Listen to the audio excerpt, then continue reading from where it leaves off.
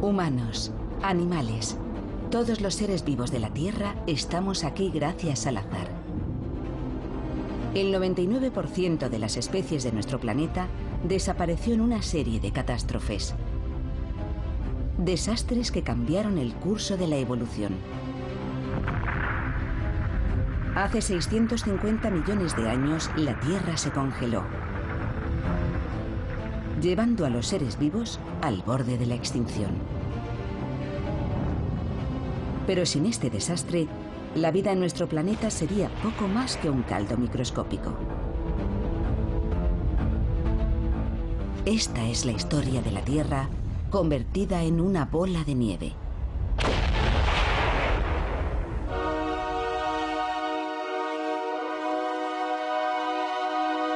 Catástrofe. La bola de nieve.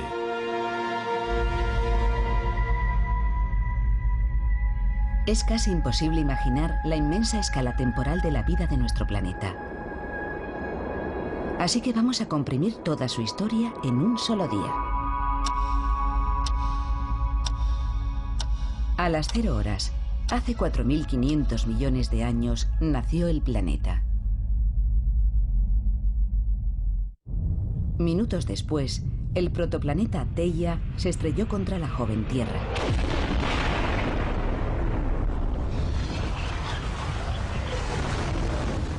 Y dio origen a la Luna.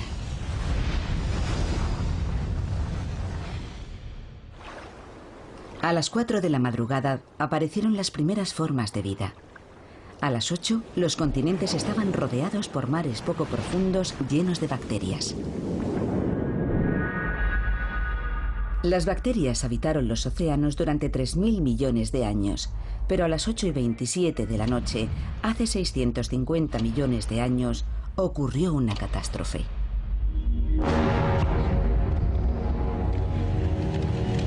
El planeta se congeló. Las temperaturas cayeron muy por debajo de los 0 grados. El hielo se extendió desde los polos hasta el Ecuador. El planeta entero quedó atrapado en una gélida camisa de fuerza. La Tierra se había convertido en una bola de nieve. La vida, que aún daba sus primeros pasos, parecía condenada. La Tierra permaneció cubierta de hielo durante 25 millones de años. Algunos microorganismos sobrevivieron y dieron el mayor salto evolutivo de la historia del planeta. La catástrofe, que estuvo a punto de eliminar todo rastro de vida, dio un gigantesco impulso a la evolución, creando la vida que hoy conocemos y a nosotros mismos. Pero ¿cómo ocurrió exactamente y cómo hemos podido descubrirlo? Las antiguas capas de hielo hace mucho que desaparecieron, pero el rastro que dejaron tras de sí nos ha permitido descubrir valiosos detalles sobre aquella catastrófica glaciación.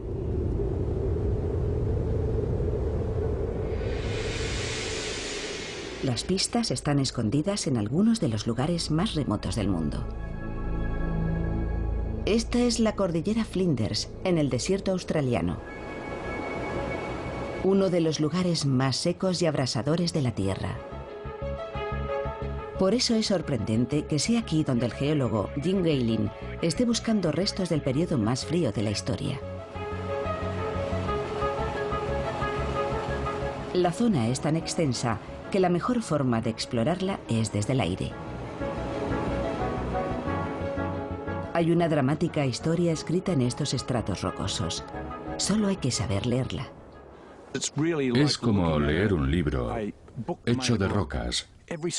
Cada estrato tiene escrito un secreto. Son como hojas de un libro de historia. Parece haber una formación rocosa interesante en el lecho reseco de un antiguo río.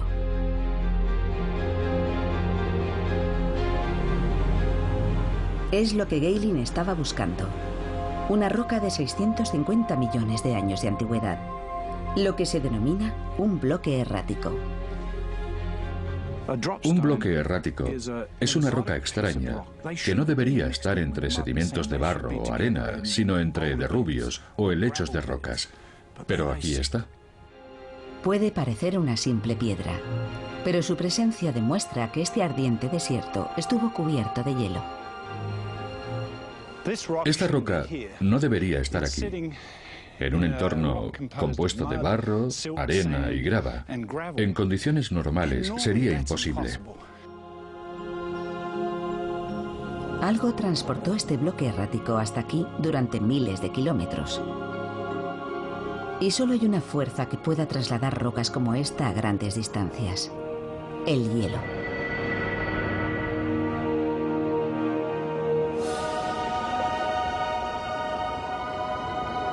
En la actualidad no hay mucho hielo en Australia. Así que para investigar cómo pudo el hielo transportar rocas a través de medio mundo, el geólogo Shad O'Neill ha escalado las escarpadas paredes del glaciar Matanuska en Alaska. Esto es lo más cerca que podemos estar de nuestro distante pasado glacial. Y aunque es mucho más pequeño que los antiguos glaciares, su comportamiento es el mismo. Hemos venido a estudiar las rocas que el glaciar transporta hasta el valle. Y para eso, tenemos que bajar hasta allí.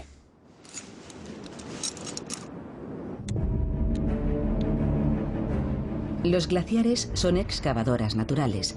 Destruyen todo lo que encuentran a su paso.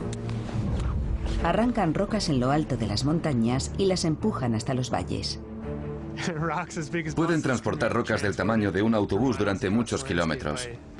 Los más largos tienen cientos, incluso miles de kilómetros, de modo que pueden trasladar piedras enormes a grandes distancias. Cuando el hielo se funde, deposita su cargamento en la base del glaciar. Este tiene cientos de metros de espesor y puede transportar miles de toneladas de rocas. Ha arrastrado todo esto desde las montañas. Cuando se deshiela, el paisaje que deja al descubierto parece arrasado por un equipo de excavadoras. Es el mismo proceso que transportó los bloques erráticos hasta la cordillera Flinders. Pero hay una importante diferencia. El glaciar Matanuska transporta las rocas unos 40 kilómetros. Los glaciares de hace 650 millones de años las transportaban miles de kilómetros. Aquí tenemos una roca que fue arrancada por el glaciar, transportada hasta el valle y depositada aquí. Es muy similar a las encontradas en Australia, donde había glaciares en el pasado. Los bloques erráticos de la cordillera Flinders demuestran que Australia estuvo cubierta de hielo, pero no prueban que todo el planeta estuviera congelado. Los continentes no han estado siempre donde están ahora. La superficie de la Tierra está en constante movimiento y no deja de empujar los continentes por todo el planeta. Pero ¿dónde estaban hace 650 millones de años? ¿Y dónde estaba Australia? Puede que estuviera más cerca del Polo Sur y que los bloques erráticos procedan de los glaciares antárticos. La respuesta a esta incógnita se encuentra en otro inhóspito desierto.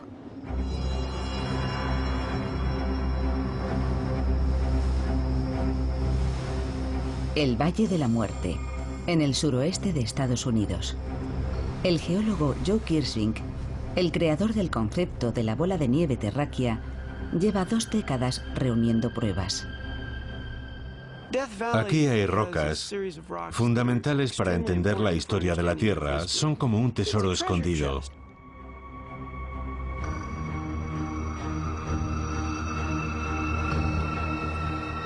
Este tampoco es un lugar donde uno esperaría encontrar rastros de hielo. Pero dispersos entre los sedimentos de un antiguo lecho marino, hay más bloques erráticos. Cada vez que vengo veo cosas nuevas. Hay grandes bloques erráticos, como ese de ahí. Todos proceden de las montañas. Este es uno de los mejores lugares del mundo para verlos. Los bloques descubiertos aquí por Kirsvink datan del mismo periodo que los hallados en Australia. Hace 650 millones de años, el Valle de la Muerte y el desierto australiano, dos de los lugares más calientes y secos del planeta, estaban cubiertos de hielo. Pero ¿dónde se encontraban realmente cuando tuvo lugar la gran glaciación? La respuesta está en las mismas rocas. Cada roca tiene una huella magnética única que permite determinar su punto de origen con gran exactitud. Para estudiar estas huellas, Kirschvink toma muestras del interior de las rocas en las que se encuentran los bloques erráticos. El campo magnético de la Tierra está formado por corrientes eléctricas que fluyen por su interior. Los patrones de ese campo nos permiten conocer la latitud en la que se formó la roca. Una vez determinada la latitud, los científicos pueden averiguar su lugar de procedencia. Cuando un glaciar depositó aquí estos bloques, el Valle de la Muerte estaba en el trópico. Pero la historia que cuentan las rocas del desierto australiano es aún más asombrosa.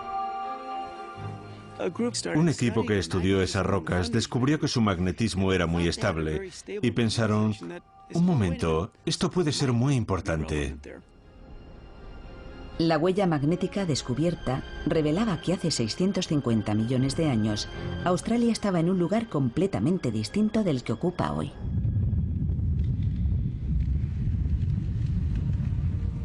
Cuando el planeta fue cubierto por la gran glaciación, Australia estaba cerca del Ecuador. Esta era la prueba que los científicos andaban buscando. Fue maravilloso. Era la primera vez que conseguíamos demostrar que hubo glaciares en el Ecuador.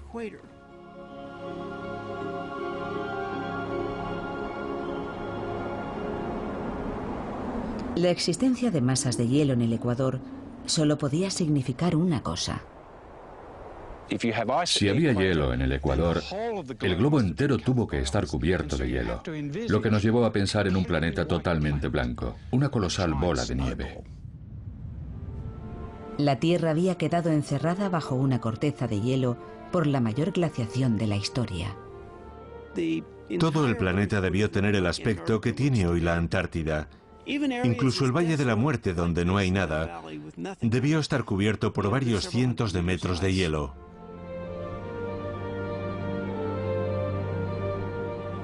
¿Pero qué fue entonces de los organismos unicelulares atrapados bajo la densa capa de hielo y de nieve? Su futuro no parecía muy prometedor. Aquella fue la mayor glaciación de la historia de este planeta.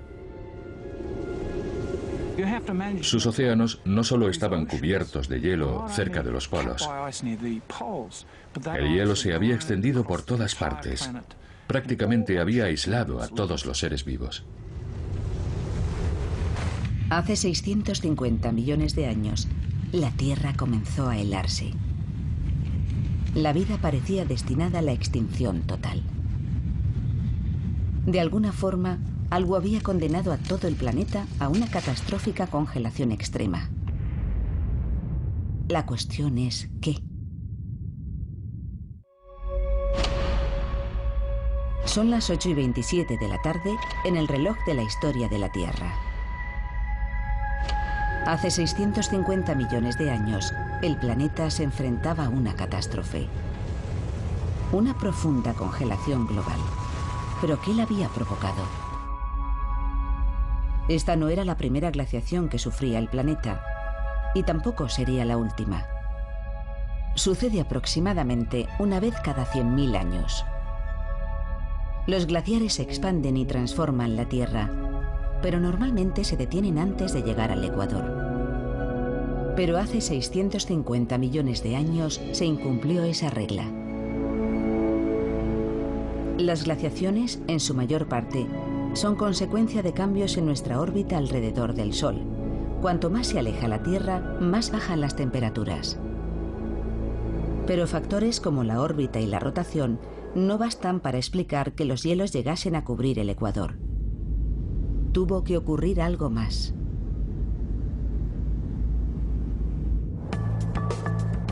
La culpable resultó ser nuestra atmósfera, concretamente los gases de efecto invernadero como el dióxido de carbono.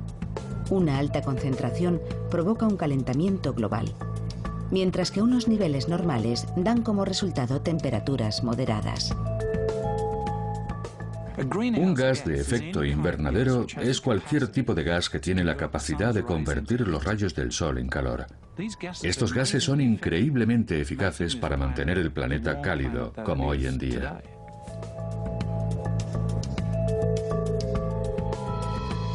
Pero es un equilibrio muy delicado. Si los niveles de CO2 suben o bajan demasiado, el clima entra en una espiral caótica.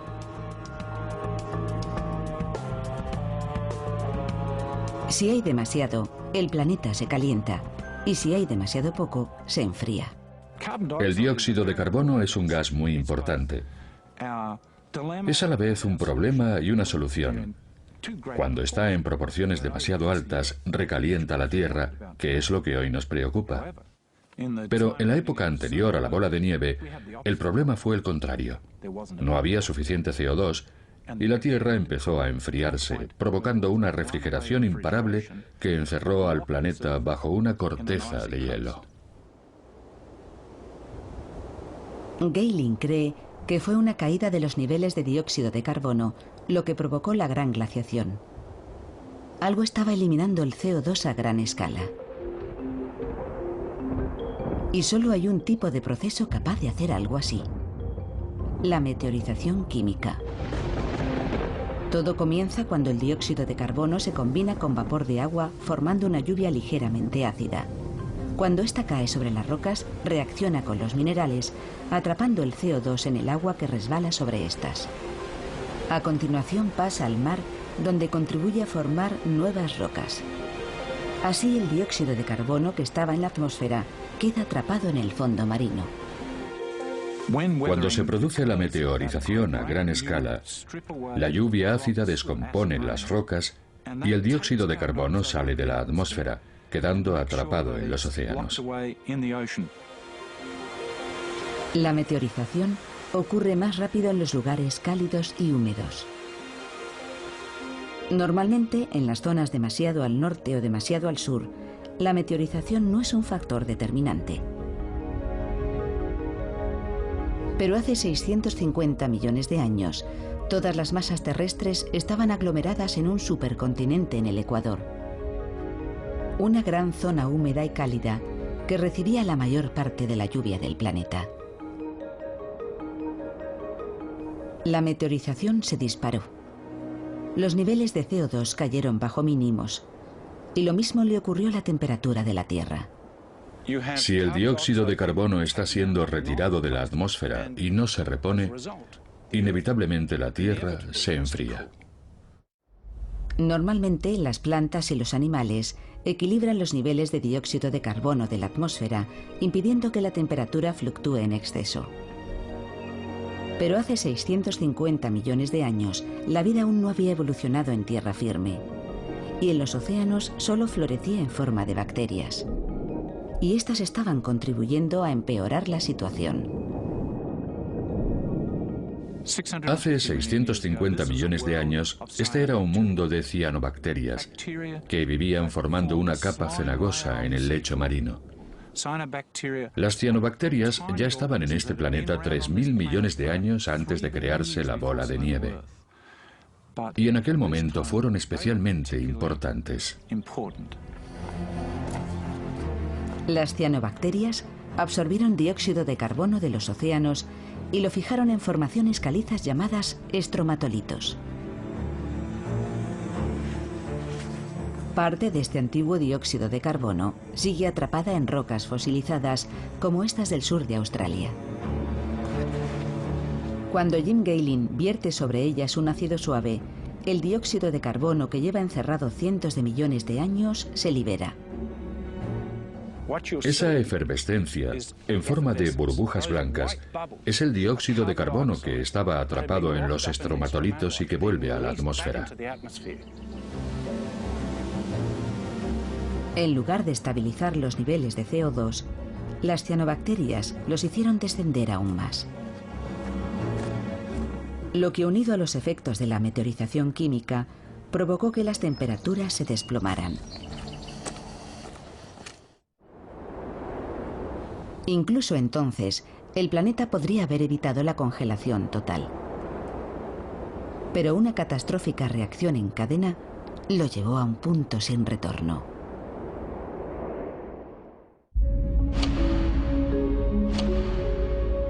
Son las 8:27 de la tarde en nuestro reloj terrestre.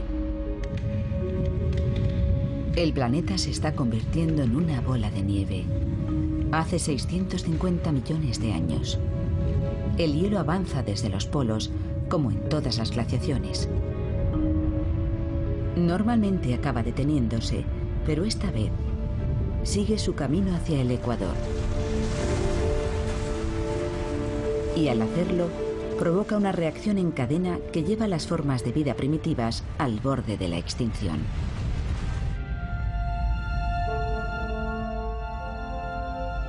La Tierra está cubierta por tierra firme, hielo y mar abierto. Cada una de estas superficies refleja el Sol de forma distinta, y esa es la clave de lo que ocurrió a continuación.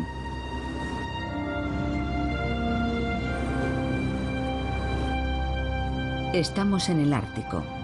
El geofísico Don Perovich se dirige a la línea donde la banquisa, o hielo marino, se encuentra con el mar abierto.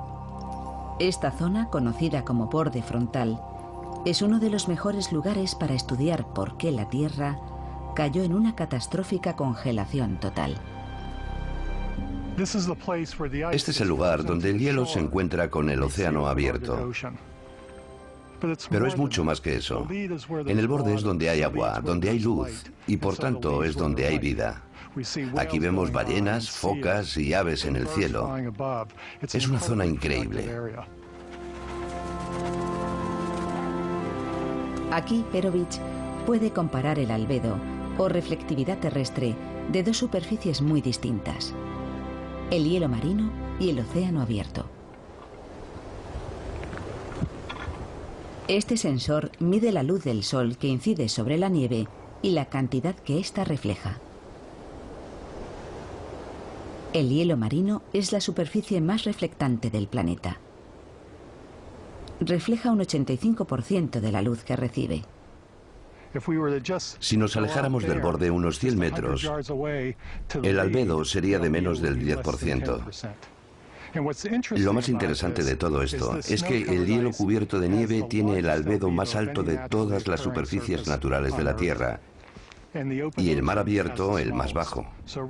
Así que aquí mismo tenemos al mejor reflector natural y al peor reflector natural. El mar abierto devuelve muy poca luz al espacio. Absorbe la energía del Sol y mantiene el planeta templado. Pero al parecer, hace 650 millones de años ocurrió justo lo contrario. El mejor reflector de la Tierra, el hielo marino, fue sustituyendo al peor reflector, el agua del mar. El hielo siguió cubriendo los océanos, incapaces de absorber más calor, y la Tierra siguió enfriándose. Las nuevas placas de hielo reflejaron aún más la luz del Sol, lo que provocó un nuevo enfriamiento y más hielo. Se había alcanzado el punto sin retorno. Al formarse más hielo, el peor reflector fue sustituido por el mejor reflector. Todo se enfrió más y se hizo más hielo, con lo que se enfrió todavía más y se formó aún más hielo. Una congelación galopante que acabó convirtiendo el planeta en una bola de nieve. Nadie había contemplado esta idea hasta hace pocas décadas. Pero los científicos comenzaron a pensar en ella mientras estudiaban un tipo de desastre muy diferente.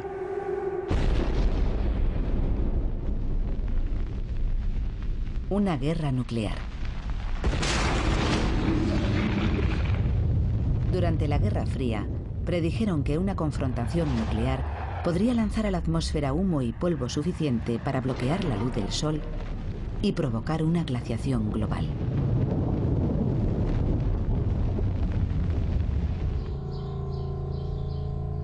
El climatólogo ruso Mikhail Budiko estaba investigando este posible escenario cuando hizo un descubrimiento escalofriante. Calculó que si la banquisa alcanzaba el paralelo 30 norte, a la altura de Nueva Orleans, la cantidad de energía solar reflejada empujaría la Tierra a un punto de inflexión. En un sistema climático como el de la Tierra, con tantas variables, existen los llamados puntos de inflexión. Es como si estás en una barca que se balancea. No pasa nada hasta que se inclina demasiado y entonces vuelca. Budiko afirmaba que si el hielo avanzaba lo suficiente, superaría un punto de inflexión y cubriría toda la Tierra. Los cálculos de Budiko indicaban que si el hielo alcanzaba ese punto de inflexión, el planeta no podría absorber el calor suficiente para frenarlo. La Tierra quedaría encerrada en una coraza helada. Y al parecer, hace 650 millones de años, fue exactamente eso lo que ocurrió. En lugar del mundo que tenemos hoy, debió ser algo similar a esto. Una gran extensión blanca de infinitos bloques de hielo totalmente cubierta de nieve. Es difícil imaginar el alcance del desastre que debió suponer la gran glaciación. Las dos masas de hielo se encontraron finalmente y cerraron sus heladas mandíbulas en el Ecuador. Parecía que nada podría sobrevivir en este desierto helado. Y sin embargo, la vida no solo superó el desastre, sino que floreció. Y dio el mayor salto evolutivo de nuestra historia.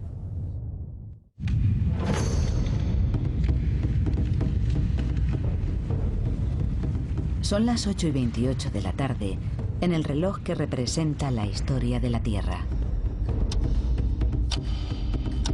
Profundamente enterrada bajo el hielo, la única forma de vida que había en el planeta afrontaba un duro dilema: adaptarse o morir.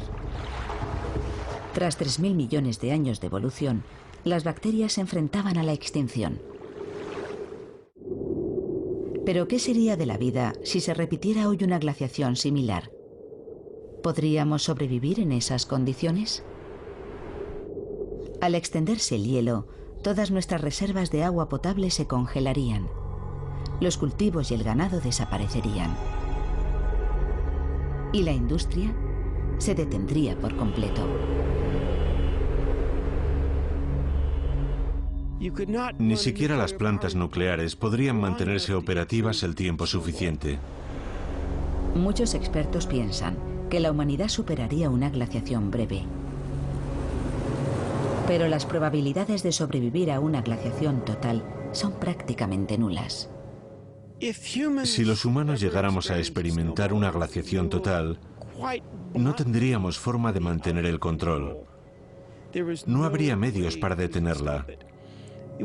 Sería más fácil sobrevivir en Marte que en la Tierra durante una glaciación total.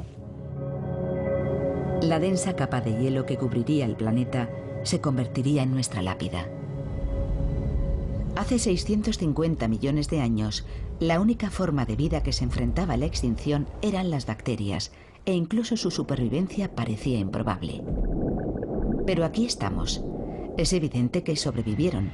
La cuestión es, ¿cómo?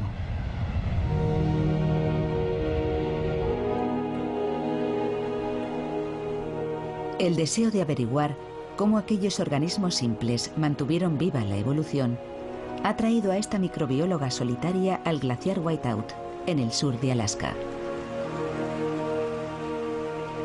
Hazel Barton se pregunta cómo pudieron sobrevivir las bacterias a una prolongada congelación. Su objetivo es encontrar rastros de vida en unas cuevas heladas aparentemente vacías. Siempre se ha pensado que en estas cuevas no había vida. No había nada, pero están repletas de microorganismos. Barton busca microbios vivos en esta cueva de hielo para comprender cómo sus antepasados sobrevivieron al mayor de los desastres climáticos hace millones de años. Ya en la entrada hay partículas de polvo alojadas en el hielo, lo que crea una superficie en la que pueden sobrevivir los microbios. Esta cueva se encuentra debajo del glaciar. En su interior la temperatura es de 4 grados bajo cero. Los organismos que viven en condiciones tan duras reciben el merecido nombre de extremófilos. Barton toma muestras de los microbios sepultados en los sedimentos de las rocas heladas. Estoy buscando sedimentos que puedan contener microbios que nunca hayan estado expuestos al calor. A estos organismos les encanta el frío y de hecho han evolucionado para vivir en estas condiciones de frío. Si ahora los llevásemos a la luz del sol, sin duda morirían. Sería como si nos abandonaran a nosotros en mitad de un desierto. Barton espera que esta cueva pueda arrojar luz sobre la forma en que los microbios se adaptaron a la bola de nieve. La mayoría de las superficies expuestas debieron tener un aspecto parecido a esto. Así que tenemos delante el tipo de entorno al que debieron adaptarse los organismos supervivientes. Y no solo vivían sobre el hielo, también lo hacían en su interior. La luz penetra unos metros en el hielo, y eso es suficiente para que estos microbios prosperen. Estamos bastante cerca de la entrada. Yo diría que aún entra la cantidad suficiente de energía solar para que crezcan las cianobacterias. Probablemente sigan viviendo en el hielo.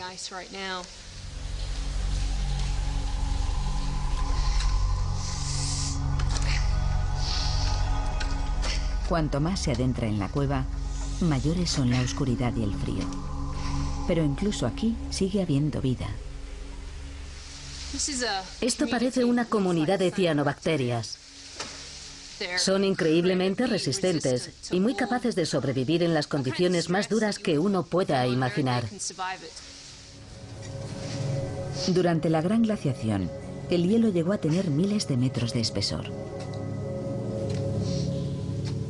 Barton ha encontrado condiciones similares a cientos de metros de la entrada. Aquí apenas hay luz, pero incluso en esta penumbra helada encuentra colonias florecientes de microbios.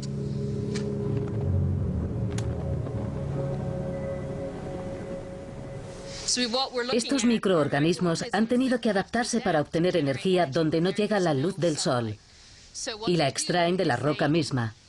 De hecho, se comen la roca para obtener esa energía. Cuando salga al exterior, Hazel examinará las muestras con su microscopio de campo.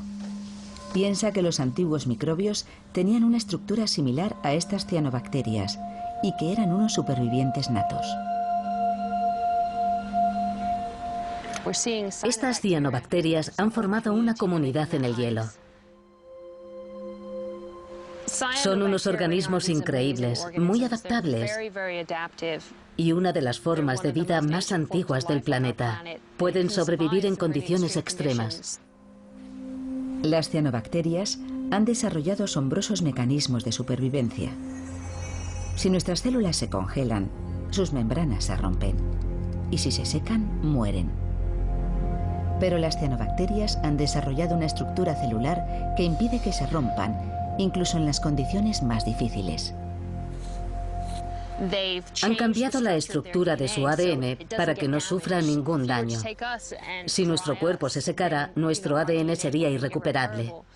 Pero si le ocurre lo mismo a una cianobacteria, basta con añadir agua 100 años después y en pocas horas estará realizando la fotosíntesis. Y además de resistir la sequedad extrema, algunas pudieron resistir el hielo. Al quedar sepultados, casi todos los microbios perecieron. Pero los más resistentes sobrevivieron y con el tiempo evolucionaron hasta formar cepas que prosperaban en el frío y la oscuridad, convirtiéndose en los antepasados de todos los seres que viven hoy en la Tierra. Parece lógico pensar que estas catástrofes acabarían con todo rastro de vida, pero estos microorganismos han pasado por cosas similares durante miles de millones de años y han conseguido adaptarse y ocupar el espacio que otros dejaron. Estas investigaciones prueban que incluso en las condiciones más extremas, en el hielo y en la oscuridad, la vida siempre se abre camino.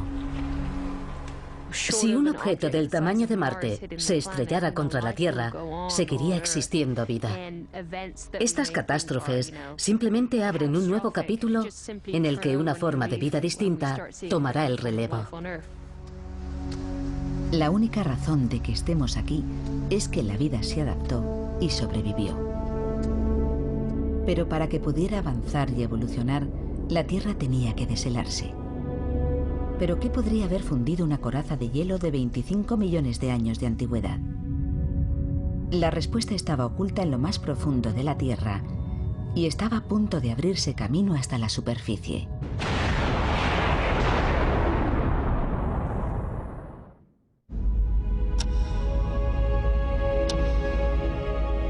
Son las 8:35 de la tarde en nuestro reloj de la historia. El planeta ha permanecido cubierto de hielo casi 25 millones de años. Pero a las 8:37 ocurre algo asombroso. La superficie helada empieza a fragmentarse.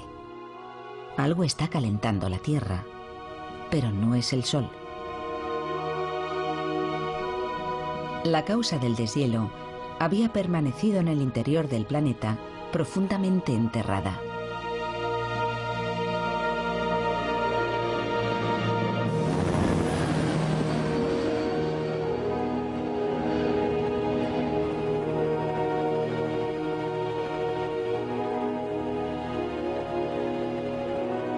Estamos en Alaska, en las Islas Aleutianas, una de las regiones con más volcanes del planeta.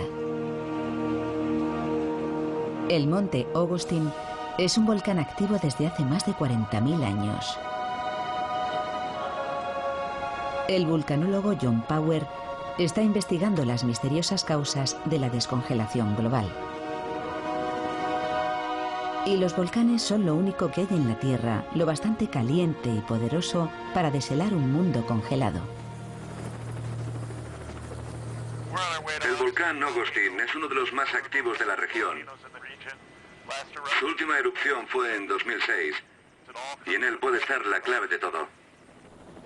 Bajo el monte Augustine se oculta un infierno ardiente. Durante su última erupción, lanzó a la atmósfera 17.000 millones de toneladas de lava y cenizas. Expulsó tanto material que incluso vio incrementada su altura. Estamos unos 30 metros por encima de la antigua cumbre, en uno de los territorios más recientes de Norteamérica. John Power mide la temperatura, justo debajo de la superficie. Llega a alcanzar 95 o 96 grados centígrados. La cumbre sigue estando muy caliente. Si quisiéramos asar unas patatas o freír unos huevos, este sería un lugar perfecto para hacerlo. Aún así, cuesta creer que un volcán, incluso uno tan poderoso como este, pueda derretir una corteza de hielo de miles de metros de espesor. Este lugar estuvo cubierto de hielo hace tan solo 10, 15 o 20.000 años. En aquel periodo, todo estaba debajo de un glaciar.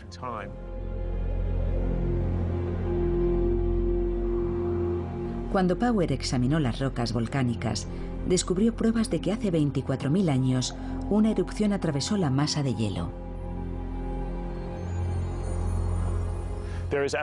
No sería difícil para un volcán como el Augustine o cualquiera de sus vecinos hacer saltar una capa de hielo de varios kilómetros de espesor.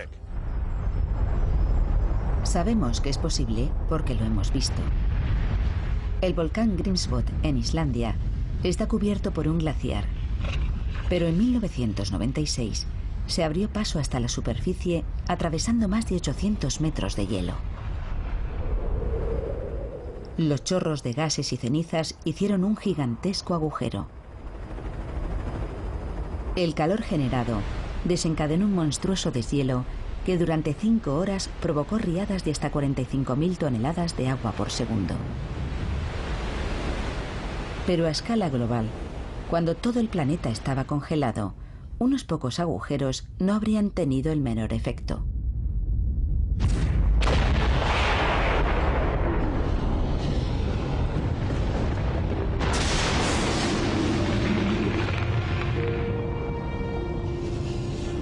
Pero los volcanes guardaban en su arsenal otra formidable arma.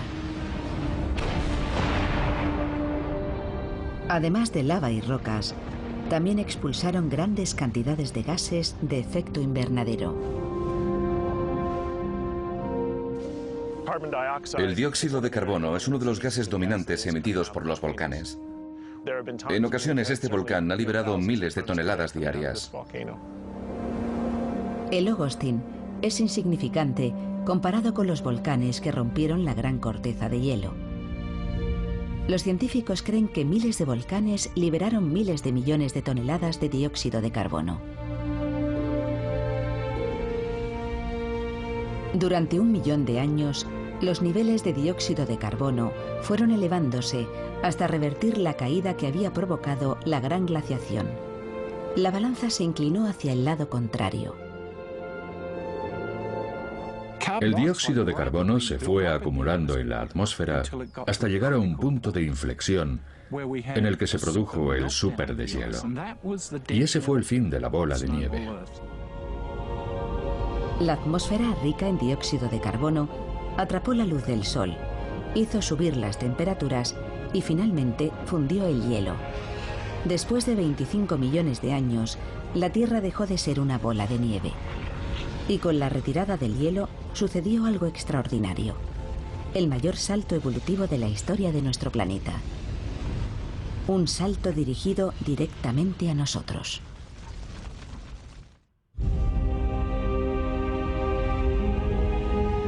Los volcanes habían liberado a la Tierra de una profunda glaciación global. Sus erupciones expulsaron miles de billones de toneladas de dióxido de carbono a la atmósfera. El CO2 capturó el calor del Sol, calentó el planeta y fundió el hielo. La Tierra, por fin, había dejado de ser una bola de nieve. En los océanos, algunos organismos unicelulares habían sobrevivido a la prolongada congelación. Y ahora iban a ser la llave de un cambio extraordinario. 3 millones de años después del fin de la glaciación, el nuevo clima templado desencadenó una explosión evolutiva espectacular. Las bacterias unicelulares evolucionaron dando origen a seres multicelulares. Fueron los primeros organismos complejos y los antepasados de todos los animales, incluidos nosotros.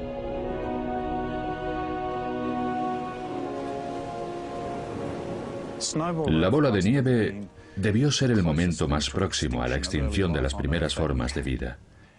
Pero a pesar de todo sobrevivieron. Y no puede ser una coincidencia que poco después de las últimas fases de esta gran glaciación global aparezcan los primeros seres de gran tamaño. Todo parece indicar que estas catástrofes medioambientales impulsaron las formas de vida que podían evolucionar hacia la creación de organismos multicelulares.